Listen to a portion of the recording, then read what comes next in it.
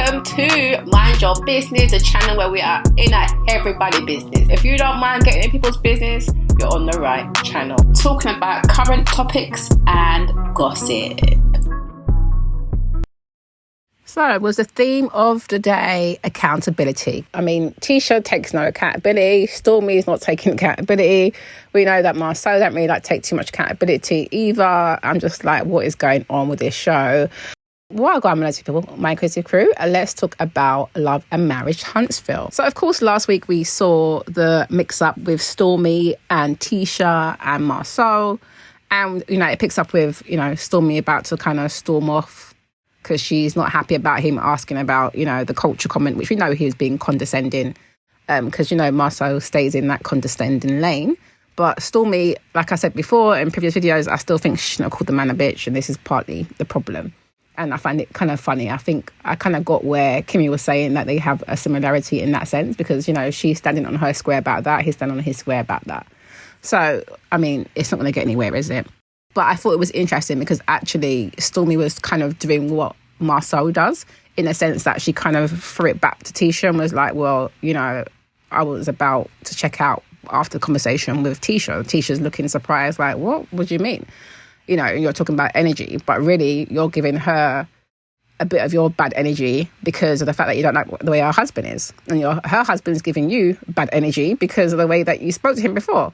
And I feel like your husband, Courtney, should definitely have checked you on calling a grown man a bit. But, nobody's checking each other or the husband's not checking that wife, but that wife wants to check that one's husband. It's just really too much. Anyway, I thought it was interesting because Maurice was basically saying, well, we could either try to keep building or we can just keep it cordial. And it just seems like Stormi's happy to just keep it cordial. I feel like Courtney's kind of caught in the middle. And he seems like he would have been okay to carry on with the game. But, oh well, it ended there. But Stormi's talking about energy. I just thought that was funny because actually you're also bringing your negative energy in the next link up. That scene ended with Maurice talking about they're not doing double dates with newbies anymore. Anyway, Kimmy and Maurice. So we know that Kimmy is booked a sex therapist. And I keep saying, I find Maurice really, really annoying. I just really can't take his stink attitude because everything is just sex. And he's once again is saying it's in your mind, it's all in your mind. Has he ever thought to himself, maybe his attitude is putting her off? Women's emotions were all linked. So if your man's acting like a complete asshole on TV, then that would also want to make you lock down your legs because why would you want to be open up for this man? And the fact that you're embarrassing a woman on TV anyway by telling Carlos King about, it's admirable that she'll roll over and just bear through it. No. This is absolutely disgusting. I can't believe that you even said that in that interview. It's absolutely disgusting. Anyway, you're still in your own little world of, oh, well, it's still in her mental. It's just her mental. And then you're comparing what she's going through to somebody who's got OCD or something like that or ADHD. What are we doing? It's not even in the same situation. She has been through chemo, radiation. Her body's been through a lot. So to me, the fact that you're still piling on pressure about sex just shows how selfish you are and self-centered that you are. But anyway, the therapist came, gave them some tips to work on their intimacy. And I feel like it's funny because I feel like he's very hard-headed. And I feel like Kimmy does communicate well. From season 1, I feel like she's always been quite communicative. She expresses herself in a very good way. But I couldn't believe that he really sat there talking about, having his own eureka moment about her being a single parent and having to do everything for herself and not making the connection that obviously she's married, so she wants you to do things that, she expects you to do. I'm just like, really, Reese? Really? Is this what's going on? She must be sitting there thinking, even at points I'm looking at Kimmy's face, I'm thinking she just gives this little smile and I thought that smile to me was I've been saying this to you for ages, now you're having this moment. It just feels like he's very hard-headed and that don't really get through. Definitely not when it's coming from Kimmy, but when somebody else puts it in a different way, somehow it gets through. So I don't know, I think it would definitely put me off. But his whole attitude is just really stink and I'm not feeling it. Anyway, the Fletchers organise a link up at the cowboy themed restaurant and they, the idea is that they want to invite everyone in the group to Houston, which I think is a really nice idea. I like the Fletchers. I feel like they're good vibes. They obviously have their own issues that they need to work through, but I feel like they're good vibes. Now, I thought it was funny because when Tisha came in, she tried to hug Stormi. Why is Stormi ignoring her? She just looked very childish. I was like, Stormi, you just out on a double date. All right, didn't go particularly well, but why are you keeping up this energy?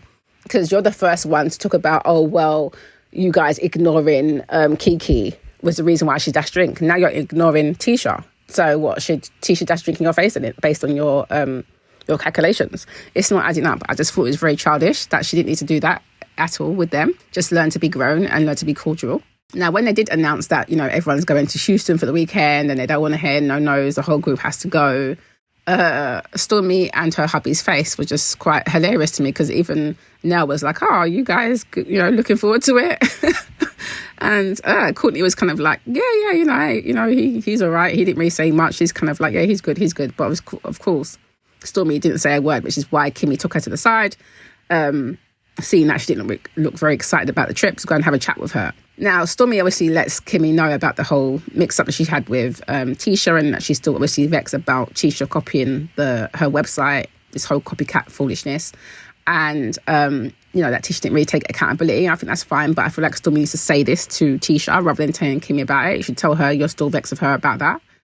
But Kimmy always tries to come and bring, the peace. I feel like she was trying to bring the peace. But her point about, Marcel being a gaslighter and being condescending and noticing that Stormi has some of the similarities, I could understand that bit, because as much as I can't stand Marcel, and he is definitely like a gaslighter, he's also hilarious. So I have this kind of love-hate with him, because I feel like he's a nuisance, but he's good TV at the same time. But yeah, I can see with Stormi, like I said before, the fact that she doesn't see a problem with her calling Marcel a bitch, but if Tisha did that to her, she wouldn't have it at all. So I don't buy that. And I still feel like, the fact that she ignored Tisha when she came in was giving, the same sort of energy that they gave to Kiki. So it's just like, you do have some similarities in some the way you're behaving. You don't need to. I also get that she has her two switches. She's like, I've only got 2 speeds. There's no 10 speeds here. Fine. So maybe sometimes it is better that you go and sit down to the side and keep yourself quiet. But I feel like she needs to work on that, honestly.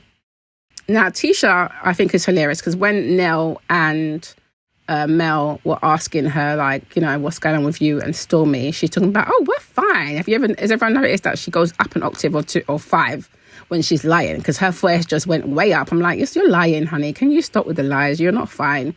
You're not fine. She left the double date not very happy. You were over there talking about, oh, well, why invite us if you don't really like our energy? And so it wasn't fine. And even Marcel talking about, yeah, but it's fine, we've moved on. Yeah, you've moved on, but clearly Stormi has not moved on. But I do feel like Stormi needs to get things off her chest and then move on. So anyway, yeah, so she's lying. Why can't she just tell? She just needs to tell the truth about it, but she was lying. So like I would say, you ain't got to lie, Craig. You ain't got to lie. But anyway, she was lying at that point. But Mel made me laugh, because she was asking, well, why wouldn't they be fine? Because I would be asking that too. But obviously, Nell mentions the whole copycat website business. And once again, Tisha is blaming the graphic designer and takes no accountability still. So I'm like, you need to get it together.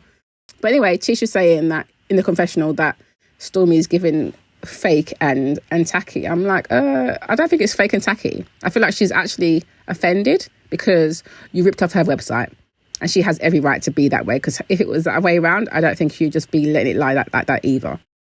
What I did really like was that Mel took Nell to the side and expressed her reservations about the trip and was, clear about setting some boundaries. She did that at the bar, and she did it again when she arrived to the spot that they're staying in Houston. Now, speaking of Houston, I must say that this is the fastest trip I think I've seen in reality shows when they're talking about it to go in, because it was in the same episode. I was like, oh, rah, these people are not playing. So next we have them basically, going on their trip to Houston. And obviously we see the Fletchers arrive. Now, I must say the intro to the trip to Houston was hilarious. The names that they put up there, the little nicknames, the cowboy nicknames were hilarious. So I was like, okay, I like this little edit. This is cute. But yeah, so once the Fletchers were there, the first guest to arrive was Mel. Like I said, I really like that she made a point of telling the Fletchers, look, this is my boundary when it comes to Martell.